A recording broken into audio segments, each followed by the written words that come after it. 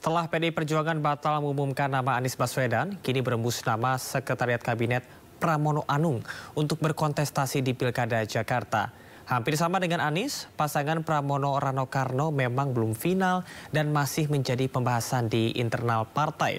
Apakah PDI Perjuangan betul-betul mengalami dilema hingga masih galau menentukan pilihannya?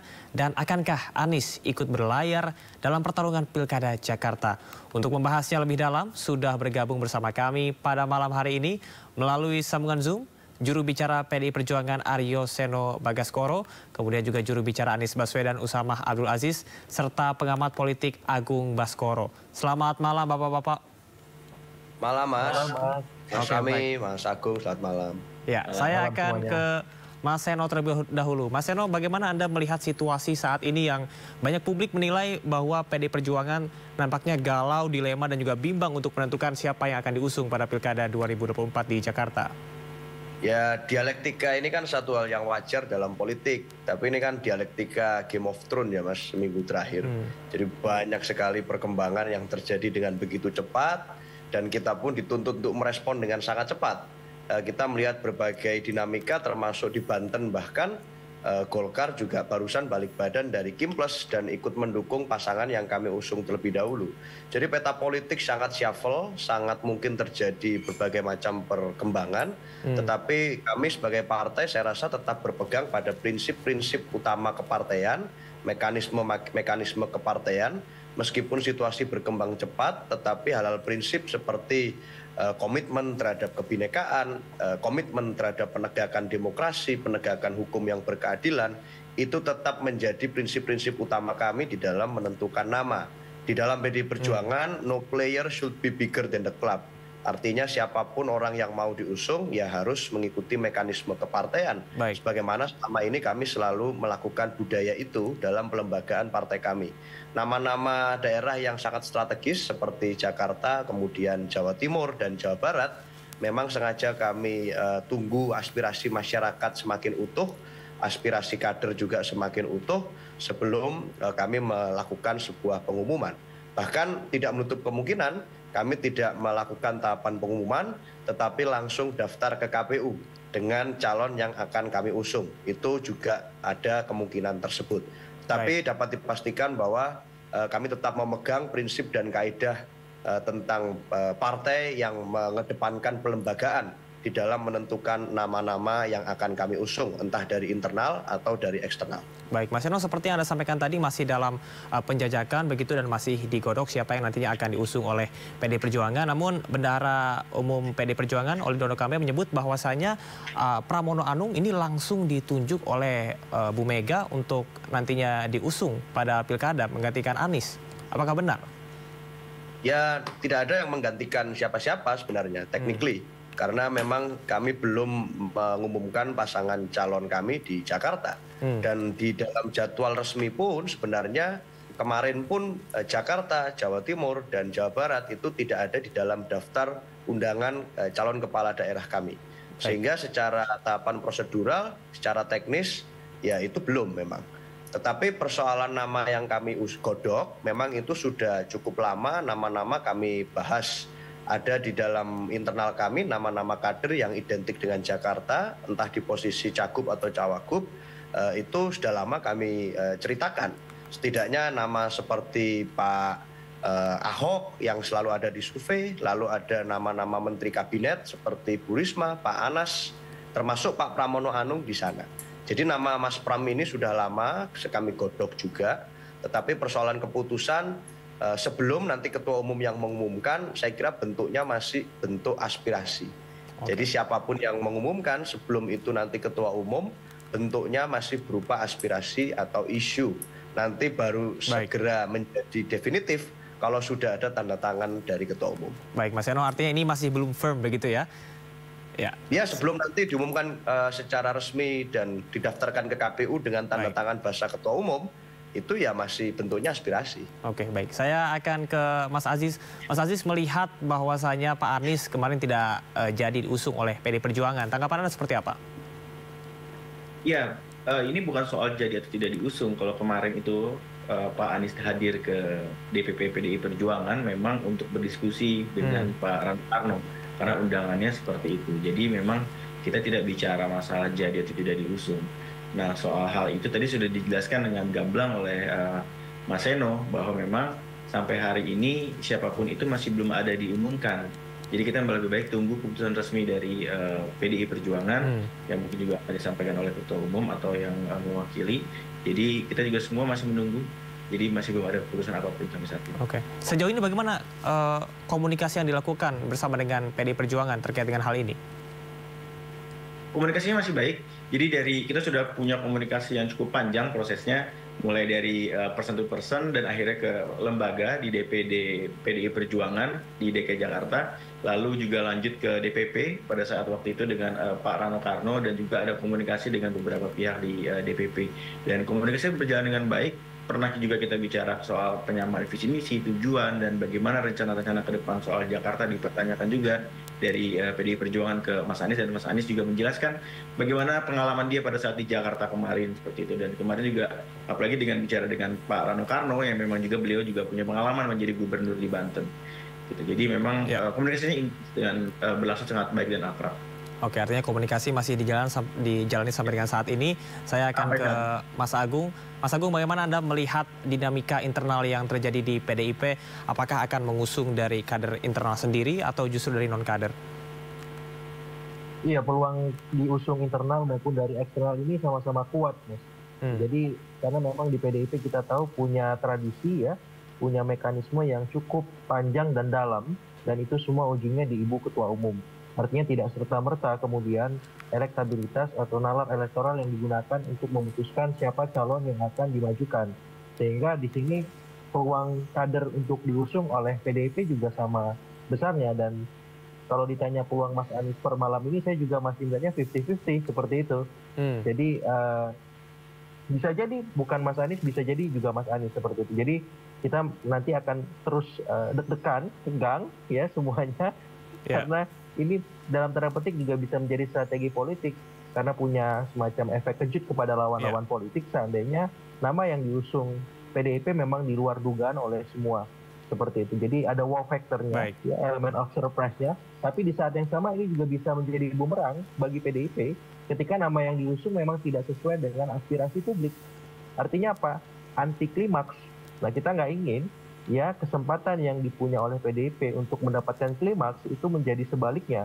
Ya, saya juga berharap PDIP bisa memajukan nama yang punya potensi menang dan potensi kalahnya minimal. Tapi di saat yang sama kalau memang itu tidak terwujud, ya ini bisa jadi anti klimaks tadi dan peluang klimaksnya justru ada di seberang. Seperti itu, Mas. Baik, Mas Agung, tadi dari dua nama yang kita sebutkan, ada Pramono Anung dan juga Anies Baswedan, ada satu nama yang juga ramai diperbincangkan oleh publik, yakni Ahok ataupun juga Basuki Cahayapunama, yang juga merupakan kader PDI Perjuangan. Bagaimana kans Ahok untuk pilkada hari ini? Ya, kalau bukan Anies, saya masih berharap Pak Ahok maju. Ya, karena dari segi elektabilitas lebih kompetitif ketimbang Mas Pram. Dan dia punya rekam jejak yang jelas di Jakarta karena pernah menjabat sebagai wakil gubernur, dan sekarang juga ada di pengurusan DPP seperti itu. Jadi kalau bicara soliditas secara elektoral ya Pak Ahok gitu. Tapi ketika nama Mas Pram muncul, ini juga mengagetkan saya juga. Ini pertimbangannya memang benar-benar di luar dugaan dan kita harus hormati itu sebagai bagian dari tradisi PDIP mengusung kader-kader potensialnya untuk bisa punya magnet elektoral juga seperti nama Pak Ahok seperti itu. Baik, nama Pramono Anung ini mengejutkan begitu ya. Saya akan tanyakan ke Mas Seno, namun kita akan jeda sejenak usai pariwara berikut ini. Tetaplah bersama kami. Pemirsa, pasca batal mengumumkan nama Anies Baswedan untuk maju di Pilkada Jakarta, saat ini justru beredar isu bahwa PDI Perjuangan akan mengusung duet Pramono Anung dan Rano Karno. Isu duet Pramono Anung Rano Karno muncul usai PDI Perjuangan batal mengumumkan Anies Baswedan sebagai calon gubernur Jakarta. PDIP dikabarkan tetap akan ajukan kadernya sendiri, bahkan Anies pun diminta untuk bergabung dengan PDI Perjuangan bila ingin mendapatkan dukungan partai. Ya boleh. Ya, karena itu juga ada aspirasi juga dari bawah, gitu loh ya. Harus disebutkan, ya. Ya. Oleh sebab itu, ya, PDI Perjuangan tetap setia untuk ya mengutamakan terlebih dahulu kader-kader yang berasal dari internal partai politik. Itu jelas. Ya, itu jelas. Jadi kalau begitu buat apa dong partai politik? Jangan ada orang yang merasa besar sendiri melebihi kebesarannya dari partai politik. Tidak. Pemirsa, kita akan lanjutkan dialog bersama dengan juru bicara PD Perjuangan, kemudian juga juru bicara dari Anies Baswedan, dan juga pengamat politik. Saya akan menuju ke Mas Seno Bagaskoro. Ya, Bung Seno, tadi sempat disampaikan oleh Mas Agung bahwasanya PDI Perjuangan masih memiliki nama lain, yakni Ahok ataupun juga Basuki Cahayapurnama, yang elektabilitasnya lebih tinggi dibandingkan dengan Pramono Anung. Dan ini juga cukup mengejutkan begitu. Tanggapan Anda seperti apa? Ya memang di Jakarta kita punya stok kader yang cukup mumpuni dan punya nama-nama yang identik dengan Jakarta. Ada banyak nama yang selalu disebut selama ini gitu ya. Mulai dari Pak Ahok, kemudian ada Pak Rano Karno, kemudian ada misalnya Pak Prasetyo Edy, termasuk nama menteri-menteri kabinet yang salah satunya adalah Pak Pram yang juga selama ini juga sudah kami pertimbangkan sebagai salah satu nama yang dapat menjadi calon gubernur. Tetapi kita juga membuka ruang komunikasi dengan tokoh-tokoh dari luar partai seperti Pak Anies Baswedan misalnya, yang selama beberapa hari terakhir kita lihat sudah melakukan komunikasi politik dengan partai secara kelembagaan baik di DPD maupun di DPP. Jadi memang ini bagian dari perjalanan kami untuk mengusung nama, memang harus dilalui tahapan-tahapan terlebih dahulu. Fit and proper yang berjenjang, kemudian pencocokan kesamaan-kesamaan, baik itu dalam hal nalar kualitatif maupun kuantitatif. Jadi kuantitatif itu berkaitan dengan angka-angka elektoral, tetapi kualitatif juga penting bagi PDI Perjuangan. Artinya kesamaan prinsip, kesamaan visi misi, kesamaan komitmen, dan juga kesiapan untuk berjalan dalam trek panjang, maraton gitu ya, bukan hanya sprint pada saat pilkada. Itu juga kami pertimbangkan matang-matang. Apalagi kalau melihat rekam jejak politik PDI Perjuangan dan Bu Mega sebagai Ketua Umum, itu ada faktor X yang juga menjadi pertimbangan, yaitu terkait dengan kontemplasi politik. Yang itu biasanya lebih menumpukan titik tekan kepada insting atau feeling politik yang biasanya memang dekat dengan injury time. Jadi ini sebelum nanti didaftarkan ke KPU, saya kira malam ini juga Bu Mega terus berkontemplasi untuk mengambil satu keputusan yang bisa menjadi satu keputusan terbaik. Tidak hanya persoalan menang kalah di pilkada, tetapi juga terkait dengan konsistensi dan sustainability prinsip dan nilai dari PDI Perjuangan sebagai partai politik. Baik, Mas Aryo Sero, terkait dengan pendaftaran yang sempat Anda singgung tadi, saya ingin mengkonfirmasi apakah benar bahwasanya besok akan didaftarkan Pramono Anung dan juga Rano Karno ke KPU berdasarkan pernyataan dari Bendahara Umum Anda, Olidono Kambe? Ya, artinya semua sedang dipersiapkan dengan matang. Seluruh kader yang sekiranya punya peluang untuk diusung tentu diminta untuk segera mengurus persyaratan teknis administrasi. Termasuk Pak Pram juga sudah mengurus persyaratan teknis administrasi. Nama-nama kader yang kami siapkan juga kami minta untuk segera menyiapkan itu. Tetapi persoalan nanti siapa yang akan diusung tentu masih ada waktu sekian jam sebelum besok publik bisa melihat secara resmi siapa yang diusung oleh PDI Perjuangan. Baik, Mas Seno, artinya masih bisa berubah begitu ya? Meskipun sudah ada pernyataan dari Bendahara Umum Anda? Apapun sebelum nanti Ketua Umum yang memberikan tanda tangan basah, ya masih selalu ada peluang untuk dinamika. Oke, baik. Saya akan ke Bang Aziz. Berkaitan dengan yang tadi sudah disampaikan, lantas langkah-langkah apa yang akan dilakukan oleh Pak Anies berkaitan dengan Pilkada DKI? Apakah jadi diusung PDIP ataupun juga tidak? Ya, yang pasti kami, Pak Anies sendiri, baik itu jadi atau tidak, itu tidak ada masalah, Mas. Karena Mas Anies ini prinsipnya orang yang selalu bekerja untuk bangsa ini. Di luar pemerintahan maupun di dalam pemerintahan. Di luar pemerintahan beliau bergerak untuk bisa membuat gerakan-gerakan sosial seperti Indonesia Mengajar. Baik. Dengan seperti yang sudah dilakukan pada saat waktu di Pemprov DKI Jakarta maupun di Kementerian Pendidikan pada saat itu. Dan bagi beliau tidak masalah hal itu semua. Jadi memang ya apapun itu hasilnya nanti akan dijalankan dengan sebaik-baiknya. baik itu di dalam pemerintahan maupun di luar. Dan kita saat ini sangat menghargai proses yang terjadi di PDI Perjuangan. Jadi apapun itu kita akan terima dengan terbuka, dan mudah-mudahan apapun hasilnya ini yang sudah jadi yang terbaik untuk semua. Oke, baik. Saya ke Mas Agung. Mas Agung melihat dengan berbagai pilihan yang tentunya saat ini masih dijajaki oleh PDI Perjuangan, bagaimana kans PDI Perjuangan memenangkan Pilkada Jakarta melihat kalau kita dari 12 partai yang tergabung dalam Kim Plus ini mendukung koalisi gemuk dari Ridwan Kamil begitu. Apakah ada kans-kans tertentu atau mungkin Anda bisa memberikan persenan begitu secara spesifik kalau misalnya Pramono Anung jadi untuk melawan ataupun juga PDIP memilih Anies Baswedan? Ya, di banyak kesempatan saya menyampaikan kalau PDIP ingin memenangkan Pilkada Jakarta harus ada faktor A-nya ya. Dalam hal ini Aniesnya atau Ahoknya. Kalau faktor A ini hilang, saya khawatir kemenangan di depan mata untuk PDIP bisa tereduksi dan terminimalkan. Gitu. Kalau kita, bukan saya Agung juga namanya ya, bukan. Tapi memang faktor A ini penting sekarang. Gitu Mas Eno. Anung juga A, Mas. Anung juga A.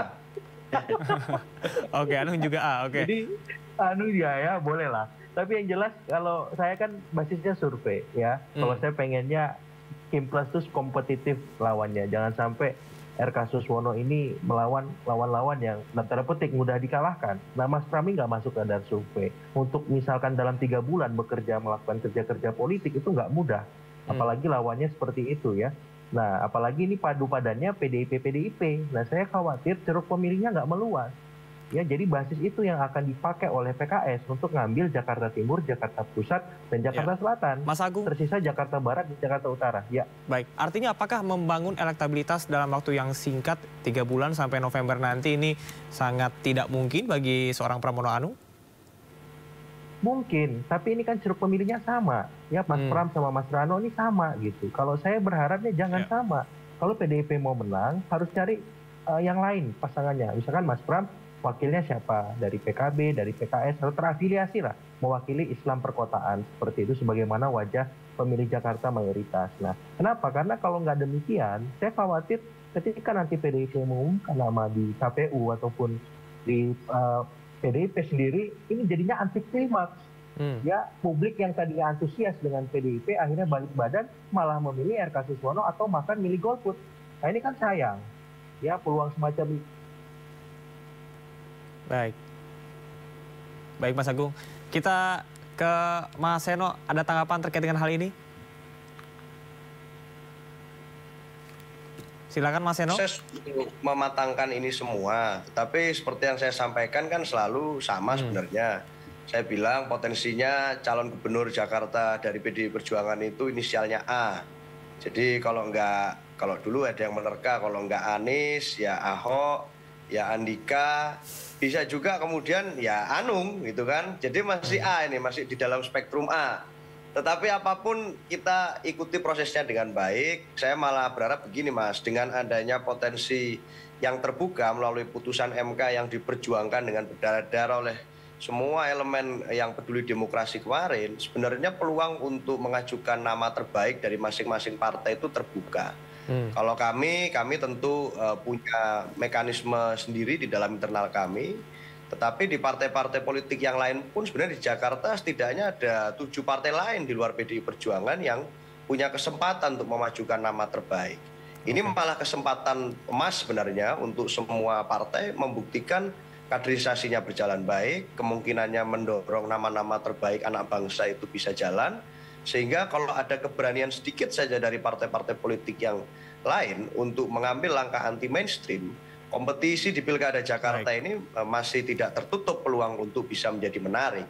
Jadi saya rasa bolanya bukan hanya di kami, tetapi karena memang kami selama ini menolak untuk begitu saja bergabung dengan kekuatan politik ekstra, itu seakan-akan bolanya hanya di kami. Tetapi sebenarnya semuanya berkesempatan dan ini kesempatan bagus karena baru kali ini thresholdnya turun menjadi sangat mudah untuk diikuti oleh banyak partai menjadi 7,5%. Jadi saya rasa apapun itu masih ada waktu sekian jam bagi siapapun seperti Golkar hari ini yang balik badan di Banten bagi partai-partai manapun untuk bicara tentang Jakarta. Saya rasa itu. Baik, Mas Yono, Mas Agung, kita berikan kesempatan terakhir kepada Mas Aziz. Mas Aziz, apa saja opsi-opsi yang akan dipersiapkan nantinya oleh Anies Baswedan untuk Pilkada 2024? Silakan, sekaligus closing statement. Kita sama sekali tidak menyiapkan opsi apapun, Mas. Kami di sini prinsipnya memang bila memang ada amanah yang diberikan oleh partai, kita akan jalankan dengan sebaik-baiknya, dan berarti itu juga amanah dari rakyat, karena partai hari ini adalah penyambung aspirasi rakyat, dan survei tertinggi hari ini memang ada di Mas Anies Baswedan, dan hari ini memang yang komunikasinya intensif yaitu ada di PDI Perjuangan. Jadi prinsipnya apapun itu nanti ke depan, bila memang kita diamanahkan untuk dicalonkan, insya Allah akan kita jalankan dengan sebaik-baiknya. Dan apabila tidak, ya kita juga akan tetap berbuat untuk masyarakat, untuk bangsa dan negara ini di jalur yang lain. Jadi tidak mempersiapkan apapun, jadi kita hanya mempersiapkan yang terbaik untuk ke depan. Baik, Mas Aziz, Mas Yono, dan juga Mas Agung, terima kasih atas informasi dan juga waktunya. Kita harapkan bahwa Pilkada 2024 ini berjalan dengan damai dan juga lancar, terutama di DKI Jakarta, dan tentunya bisa menjadi pendidikan politik bagi seluruh masyarakat Indonesia. Terima kasih, Bapak-Bapak, selamat malam.